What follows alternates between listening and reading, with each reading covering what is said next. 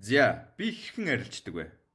За тэгэхээр маш олон хүмүүс бас надаас асуудаг elite trader яг яаж арилждаг юм бэ те? Яаж ийм аривчлалтай арилжаануудыг амжилттай хийд юм бэ? Яаж ийм снайпер өндөр RR-тай арилжаануудыг хийж чаддсан бэ гэж бол асуудаг. Тэгэхээр энэхүү бичлэгээр бол би та нарт яг хэрхэн арилждаг, яаж өндөр risk to reward ratio-тай арилжаануудыг сонгон авч арилждаг талаар бол хичээл орох болно. За тэгэхээр бичлэгний төгсгөлд бас маш том surprise байгаа. Тэгэхээр та нар бол энэ хичээлийг үзснээр бол над шиг энэ 52 risk to reward ratio-тай арилж байгаа те. Энд бол 17 risk to reward ratio-тай арилж байгаа. Би бүгдийг нь ерөнхийдөө community-ийн гишүүдтэй бол хуваалцсан. За энэ арилжаануудыг бүгдийг нь яаж ийм өндөр risk to reward ratio-тай арилжиж сурахыг сураад зогсохгүй маш том surprising эзэн бол болох боломжтой шүү. Тэгэхээр бичлэгээ дуустал нь үзээрэй гэж хүсье. За тэгвэл хэдүүлээ шууд бичлэг рүү орцгоё. Тэгэхээр би та нарт бол үндсэндээ 3 зүйлийг зааж өгнө. За энэ 3-ыг ашиглаж чадах юм бол та нар бол над шиг снайпер энтринууд бол хийж чаддаг болно гэсэн үг. За нэгдүгürt гэх юм бол хамгийн чухал зүйл нь за энд бол аптренд явж байна те. За аптренд явж байгаа тохиолдолд би дандаа худалдаж авах захиалга хийдэг. За даунтренд явж байгаа тохиолдолд би бол дандаа зарах захиалга хийдэг гэж бол ойлгож болно.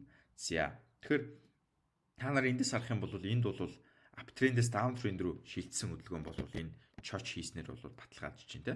За энд бол чок хийгээд ханш бол pullback орж ирээд за ингээд үндсэн сэл хөдөлгөөн бол явсан байна. За энийг бол маш энгийн ерөнхийдөө анхлан форекс суралцж байгаа арилжаачд бол хамгийн түрүүнд мэдэх ёстой зүйлүүдийн нэг.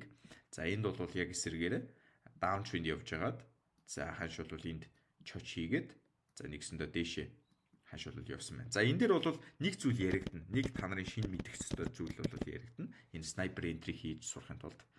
За тэгэхээр тэр нь юу юм бэ гэхээр та нар бол мэдж байгаа. Энд бол ханш бол чоч хийгээд та нар бол зөндөл тохиолдлуудыг бол харж ирсэн баг та. За чоч хийчингүүтээ ингээд ханш бол эндээс уналгүйгээр шууд өсөж явчих тохиолдлууд маш их байдаг. За тэгэхээр энэ ямар учиртай юм бэ гэхээр нэгсэндээ ханш бол чоч хийчээд за тэгээд ерөнхийдөө энд бол бидний ордер блокийг одоо дэмжилгүйгээр шууд ингээд яваад өгдөг те. За энэ тохиолдлууд ямар тохиолдол гард юм бэ гэхээр баталгаажуулах дохио аваагүй тохиолдол бол орж ирдэг. За баталгаажуулах дохио гэдэг нь миний хувьд юу ярьж байгаа вэ гэхээр за энэ чоч хийсний дараа дахиад энэ break of structure хийх юм бол за энэ downtrend хөдөлгөөн маань ерөнхийдөө баталгаажж ийн гэсэн үг. За энд бол uptrend хөдөлгөөн явж байгаад за энд бол change of character хийсний дараа энд дараа нь break of structure хийсэн байна та. За ингэс нь энэ break of structure хөдөлгөөн хийгдснээр нэгсэндээ энэ downtrend хөдөлгөөн маань баталгаажсан гэсэн үг. За энэ бол нэгдүгээр ойлгох чухал зүйл нь гэж ойлгох хэрэгтэй. За хоёрдугаарх зүйл нь гэх юм бол миний хувьд бол Fibonacci-гийн 50 level-ийг ашигладаг. За Fibonacci-гийн 50 level-ээс ханш дээшээ гараад ирэхэд би зарах захиалга өгдөг. За Fibonacci-гийн эсрэгээрээ 50 level-ээс ханш доошоо ороод ирэхэд би худалдаж авах захиалга буюу long арилжаанд бол ордог гэсэн үг. За энэ бол маш чухал зүйлүүдийн нэг. Ягаад тэгэхээр ханш бол та нар харах юм бол ихэвчлэн 50 level-ээсээ доошоо орж ирчээд ханш яваад өгдөг.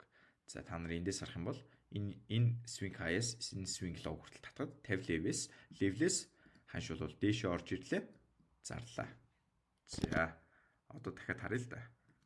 50 level-ээс дээшээ орж ирлээ. Зарлаа. За тэгэхээр 50 level бол маш чухал level. Тэгэхээр 50 level-ээс шалтгаалж бид нар зарах уу, худалдаж авах уу гэдэг одоо шийдвэрээ гаргадаг гэсэн үг. За 3 дугаарх зүйл нь. За та нар энийг харж байгаа. За энийг та нар төсөөлөхдөө бол нэг цагийн ордер блок гэж ойлгоорой. За энэ бол нэг цагийн ордер блок. За та нар нэг цагийн ордер блок дээрээс одоо лонг арилжаанд орлоо гэж бодъё. За энэ бол нууцын тайлбарлах чинь гол одоо снайпер энтри хийх. За тэгэхээр та нар энийг харах юм бол нэг гэрцэн 2 risk to reward ratio арилж яваад. За тэгэнгүүт нэг цагийн ордер блок дотор 5 минутын ордер блок жишээ нь байна те. Жижиг цагийн одоо ордер блок байлаа гэж бодъё. Ерөөсөө өмнө нь бол mitigate хийгдэж байгаагүй 5 минутын ордер блок дээрээс бид нэр арилжаанд орлоо гэхэд яг ижилхэн таргеттай ханш бол ордер блокийг шалгаад өслөө тэ.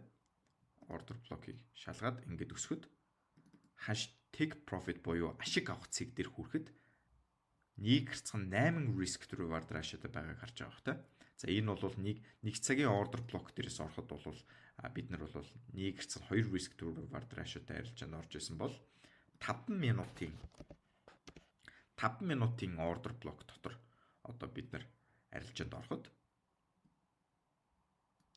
бид нар нэгийг гэрцэн 8 risk to reward буюу 4 дахин их одоо наривчлалтай RR-тай арилжаанд бол орж ийн гэсэн үг. Тэгэхээр энэ гурван ойлголтыг ашиглаад би хэрхэн 70 risk to reward ratio-тай арилжаанд бол gold дээр бол орсныг бол би бүтэн задаргааг нь бол та нарт тайлбарлаж өгөх болно. За тэгэхээр энд бол нэг гэрцэн 52 risk to reward ratio-тай арилжаа байна та. За энэ long арилжаа бол нэг гэрцэн 17 risk to reward ratio-тай арилжаа бол болсон. За энэ нийлээд үзэхээр нэг ойролцоогоор 70 risk to reward ratio-тай арилжаа бол болсон гэсэн үг. Тэгэхээр нэг 2-7 хоногийн хугацаанд би яаж энэ 70 risk to reward ratio-тай арилжааг бол барьж авсан гэдгийг бол та нарт нэгэнгүү тайлбарлах болно. За саяны үндсэн ойлголтууд бол ашиглаад ч тэ. За тэгэхээр манайхаа энэ дээр анхаарлаа сайн хандуулад үзээрэй. За тэгэхээр илүү ойлгомжтой тайлбарлахын тулд би та нарт энийг устгаж хагаад саяны ойлголтуудтайгаа хавсаргаа тайлбарлах болно. За та нар эндээс харах юм бол ханш uptrend явж байгаа үз. Uptrend явлаа. Тренд явж байгаад энд downtrend руу ханш бол иргэсэндээ. Downtrend энд бол чоч хөлгөө хийгээд за одоо бид нарт энэ дээр ханш бол downtrend болоод хувирчихсан байна та. За тэгэхээр юу гэсэн үг вэ гэхээр ханш бол энд change of character хийлээ. Бид нарт бол downtrend чиглэлийг өгсөн. За тэгэнгүүтээ энд дахиад breakout structure бол ханш хийлээ. За энд бол дахиад breakout structure хийчлээ тэ. Тэгэхээр бидний одоо нэгсэндээ uptrend-ээс downtrend руу шилжсэн хөдөлгөөн маань энэ хоёр дээр баталгаажчлаа гэсэн үг тэ. За тэгэхээр би ямар аль одоо short арилж байгаа хаанаас авсан бэ гэхээр ханш бол энд баталгаажуулаад биднэрт бол breakout structure доошо одоо 2 удаа баталгаажуулаад өгчлөө тэ breakout structure. За тэгэнгүүт миний хувьд бол саяны үтсэн хідүүлээ хичээлүүдээ баталгаажуулаад үзье л да. За тэгэнгүүт бидний swing high хаана вэ те? Swing high маань энэ байна те. За swing low одоо тодорхойлоод за тэгэхээр энээс swing high-аас swing low хүртэл хідүүлээ Fibonacci-га татаад үзье. За тэгэхээр Fibonacci-гийн 50 level-ээс дээшээ орж ирэхэд бид нар яадаг вүлээ? Зарах захиалга өгдөг те. Fibonacci-гийн харин доош ороод ирэх юм бол одоо худалдаж авах захиалга өгдөг шүү дээ. Тэнгүүд одоо биднэрт тренд маань доош яваа учраас бид нар дандаа зарах захиалга өгнө гэдгийг ойлгох хэрэгтэй. Тэгэхдээ бидний сонирхлын цэг буюу ордер блок маань хаана байна гэдгийг тодорхойлох хэрэгтэй. За энэ бол 1 цагийн ордер блок байна те. За би та нарт харуулсан 1 цагийн ордер блок дээрээс биднэрт арилжаанд орлоо гэж бодоход за стоп лосс бол бас харьцангуй том биш шүү дээ. Том одоо стоп лосстой байна. За тэгэнгүүт 1 цагийн ордер блок дотор чинь хэдүүлээ 5 минут руу шилжүүлээд харах юм бол дотор нь ордер блок байгаа. За тэгэнгүүт энэ бол ерөөсөө шалгагдаагүй ордер блокийн дотор байгаа. За тэгэхээр бид нар энэ ордер блокийг сонгож авна гэсэн үг. За энийг би арай өөр өнгөөр тэмдэглэчээ. За улаан өнгөөр тэмдэглэчээ те. За энэ улаан өнгөөр тэмдэглээд хэдүүлээ татаад үзэх юм бол одоо та нар ялгааг нь олж харна. За тэгэхээр би бол энэ 5 минутын ордер блок дээр зарах захиалга өгөөд стоп лоссыг ингээд тавих юм бол стоп лосс маань маш жижиг стоп лосстой илүү наривчлалтай арилжаанд орох боломжийг олгож байна. За эсвэргээрээ хэдүүлээ буцаад 1 цаг руу шилжүүлээд харъя. За 1 цаг руу шилжүүлээд харах юм бол бидний одоо risk to reward-ийн харьцааг та нар харах юм бол маш одоо зөрүүтэй байгааз энэ бол 1/15 risk to reward ratio-д арилж болсон бол энэ бол 1/5 risk to reward ratio-д арилж болж шүү дээ. За тэгээд одоо хэдүүлээ ханшиг гүйлгээд үзье. За энэ арилжааг бол би Instagram дээр хүртэл одоо яатсан байгаа, шеэрлсэн байгаа. Орсон одоо яг оролтоо харуулад. Тэгэхээр та нар бол энийг шалгаж болно. Миний Instagram-ыг description дээр бол би Instagram-ыг бичиж өгнө. За одоо ханш бол унж эхэлж байна. За тэгэхээр таргетыг буюу одоо бид нар одоо нэг чухал зүйл нь яриг. Одоо бас хамгийн чухал зүйл яригдэж эхэлнэ. За бид нар оролтоо хийчлээ. Одоо take profit буюу ашиг авах цэгээ хаана тогтоох вэ гэж асуулт гарч ирнэ те. За ашиг авах цэгээ бол миний хувьд хаана тогтоодог бэ гэхээр яг адилхан одоо миний та нарт тайлбарлаж өгсөн энэ 50 level дээр бол тогтоож өгдөг. За энэ 50 level бол одоо хэдүүлээ weekly chart руу одоо ороод харъя те. Weekly chart руу ороод харах юм бол биднэрт бол энэ маш том импульс хөдөлгөөн бол явсан байна те. За импульс хөдөлгөөн явсан байна. За тэгэнгүүт та нарт би сая бол хичээл дээр бол тайлбарлаж өгсөн. Ханш ингээд импульс хөдөлгөөн явж байгаа тохиолдолд дандаа pullback хөдөлгөөн орж ирдэг те. Pullback хөдөлгөөн орж ирдэг. За тэгэхээр бид нар бол энэ хөдөлгөөнийг барьж авах гэдэг шүү дээ. Одоо 7 хоногийн чарт дээр энэ хөдөлгөөнийг барьж авах гэдэг гэсэн үг. За тэгэхээр энэ хөдөлгөөнийг барьж авахын тулд бид нар энэ хөдөлгөөн хаана төгсөх вэ гэдгийг бол бас мэдчих хэвээр. Одоо бид нар энэ дээрс short арилжаанд бол орчод байгаа шүү дээ. Энд бол short арилжаанд орчод байгаа. Тэгэхээр энэ short арилжаа маань хаана очиж зогсох вэ гэдгийг бид нар яаж мэддэг вэ гэхээр мөн адилхан swing low-оос swing high хүртэл 50 level-ээр татлаа. Ханш бол pullback орж ирлээ. Ихэвчлэн 50 level дээр ирлээ өсдөг. 50 level-ээс доош орж ирлээ өсдөг. Тэгэхээр 50 level бол маш чухал level те. За тэгэнгүүт хийдүүлээ 50 level-ээ swing low-оос swing high хүртэл татаад үзье те. Swing low-оос swing high хүртэл татаад үзье. За тэгэнгүүт бидний 50 level-ийн дүшт те. 50 level-ийн байна. За хэдүүлээ 50 level-ээ тодруулаад тавьчих. За одоо хэдүүлээ буцаад 1 цаг руугаа шилжээд үзье те. Тэгэхээр бид нар weekly-гийн pullback арилжаа буюу засварын хөдөлгөөнийг барьж авч байгаа арилжаанд орж байгаа гэдэг бол сая ойлгочлоо шүү дээ те. За тэгэхээр бид нар 50 level дээр таргетаа тавихад 1/55 орчим risk through bardrashад арилж болж байна те. За хэдүүлээ одоо ханшиг гүйлгээд үзье.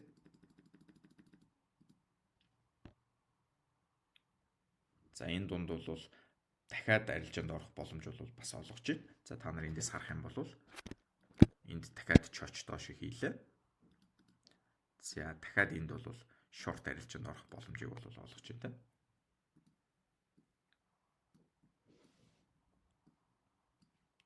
За таргетыг бол муу адил ижлэх нь те. За хэдүүлээ ханшиг гүйлгээд үзье. За энэ эхний арилжаанд нь бол би орсон. Энэ хоёр дахь арилжаанд бол би орж чадаагүй. Харин манай сурагчд бол энэ арилжаанд бол орсон байлаа. За одоо ханш бидний take profit буюу ашиг авах цэг дээр хүрээд ирлээ те. Та нар харах юм бол алгоритм яаж ажиллахыг та нар хараарай. Яг бидний 50 level дээр ирэл өсөж байгааз. Тэгэхээр бид нар бол ерөнхийдөө таргетыг яг зөв тавьсан гэсэн үг. Яг 50 level дээр ханш ирлээ. Take profit-ыг зогслоо. Дээш өслөө. За тэгэнгүүт одоо та нар эндээс бас асуулт асууж магадгүй. За тэгэхээр take profit-ыг энэ тогтоосон юм чи эндээс өсөлт орж ирэх боломжтой биз дээ гэдэг асуултыг тавьж магадгүй те. Боломжтой. Тэгэхээр бид нар яг 15 минут руу шилжүүллээ. За тэгэхээр та нар бол бас асууж иж магадгүй те. За бид нар take profit буюу ашиг авах цэгийг энд авч болсон юм чинь одоо ерөнхийдөө эндээс өсөлт орж ирэх боломжтой бүс мөн үү гэж бол асууж магадгүй. Яагаад тэгэхээр ханш бол бидний 50 level-ээс доош ороод ирсэн те. Болно. Тэгэхээр бид нар бол эндээс ч гэсэн long арилжаанд орох боломжтой гэсэн үг. За тэгэхээр миний орсон long арилжаа хаана байсан бэ гэхээр энд бол чоч хийгдээд ханш бол pullback орж ирээд за бид нар swing low-оос swing high хүртэл хийдүүлээ Fibonacci-га татаад үзэх юм бол 50 level-ийн нугас. Тэгэхээр 50 level-ийн доор бол миний оролт байсан. За хэдүүлээ pullback-ыг хүлээгээд үзье. За тэгэхээр миний оролт бол нэг энэ хавцаа байсан гэсэн үг. За энд бол stop loss бол энэ хавцаа байсан. За хэдүүлээ ханшиг хүлээгээд үзье.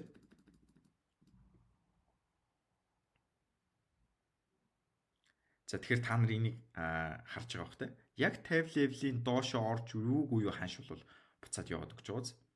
Тэгэхээр энэ Fibonacci-гийн 50 level-ийн хүч гэдэг бол маш зөв ашиглах юм бол маш чухал бүс гэж бол ойлгох хэрэгтэй. Бид нар бол бас weekly буюу 7 хоногийн чартын 50 level-ээс ханшиг бол баайдж байгаа учраас бас маш хүчтэй өсөлт бол орж ирэх боломжтой. Тэгэхээр миний хувьд бол ханшиг 1/16 16 орчим risk to reward ratioтэй байхад нь бол хаачихсан. За энэ stop loss арай том байсан. За энэ хавцаа бол ханшиг бол хаасан. За хэдүүлээ ханшиг гүйлгээд үзэх юм бол бидний take profit буюу ашиг авах цэгийг хүрээд одоо явж байна те.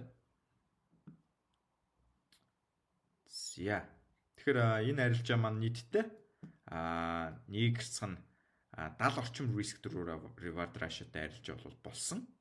За жишээ нь энэ бол энэ хоёр арилжааг бол би хоёулангийн бол community-ийн гишүүдтэй бол хуваалцсан. За энэ weekly-гийн target хүртэл бол алтыг бол уннаа яг энэ 50 level рүү уннаа гэж хүртэл вебинар дээр бол хэлж ирсэн. Тэгэхээр та нар бол гих мэтчлэн 7 хоног болгоны вебинар trade idea те болон одоо 1 минутын миний одоо бэлтгэсэн одоо 1 минут дээр хэрхэн арилжах sniper entry хийх хүртэл хичээл байгаа. За энэ бол жишээ нь 15 минут, энэ бол 5 минутын нэрэвчлэлтэй арилжаануудтай. Бүр 1 минут дээр хэрхэн нэрэвчлэлтэй арилжаа хийх тэр $500 сургалтыг бол би бас та нарт сургалт авсан community-д одоо илсэн одоо сурагчтай бол үнэгүй өгч байгаа. За тэгээд 50% хямдрал бол 11 сарын 29-нд хүртэл бол зарлчихсан байгаа учраас доорх формыг бөглөөд хэрвээ та нарт тэнцэх юм бол би одоо буцаагаад мэйл бол явуулах болно. За тэгээд бүгдээрэнд нь амжилт хүсье. 24 оныгоо хэдүүлээ хүчтэй дуусгацгаая.